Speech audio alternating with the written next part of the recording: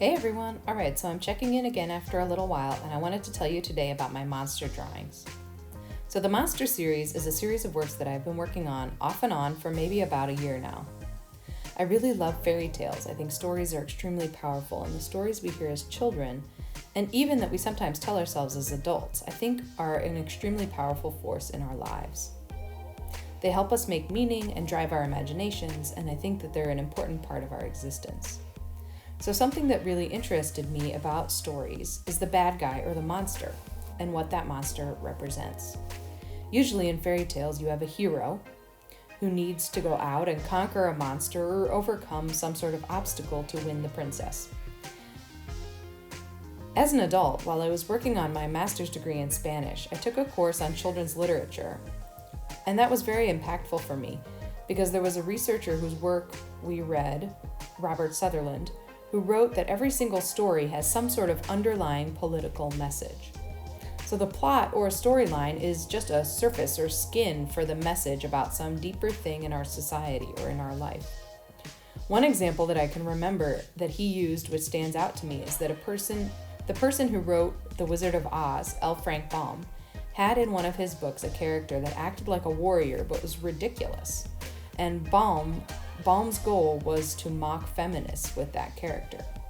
That really stood out to me because I've never looked at stories in that way. I've always just accepted the plot for what it was at face value. If there's some sort of monster or demon or witch, I just accepted that for what it was. And now I think a little bit more broadly about what types of women do we see in stories? What types of men do we see in stories? What are the characters doing? Are men always the active characters, like going to ride off and rescue and do the thing? And are women always the passive characters being rescued? Are the active women characters usually witches? These are questions that are interesting me. So, for in that vein, I've been thinking a lot about fairy tale monsters, and I've also been thinking about monsters as a type of representation for negative things, both in my life personally and in our society. So, for example, in my life personally, when I have really strong feelings of anger or self-doubt or anxiety, that can sort of feel like a monster is wrapping itself around my gut or tearing itself out of my chest. I feel these pressures in my body, but I can also sort of see this as a representation of a monster sitting with me that I have to struggle with to overcome these feelings. Then there are problems that affect all of us on a societal level, which we need to come together to solve, like global warming, racism, or protecting our environment. These can also be embodied in the form of a monster, which we as humans need to come together to vanquish. Other examples might be greed or jealousy or the fear of scarcity, which then causes actual scarcity. Another question is, how can we cut down on waste? How can we make our world more livable for everyone? These are all questions that I'm thinking about that, like the problems themselves, can be represented as monsters. So some of these sketches took me about 20 or 30 minutes, and others took me several hours or multiple days.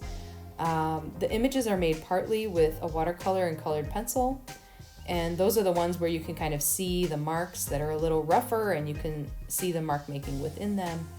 And some of them are made using digital tools, such as the iPad and Procreate.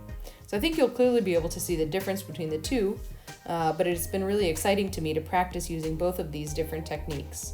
And I've also done similar monsters in both techniques to sort of work with the idea in two different media as well.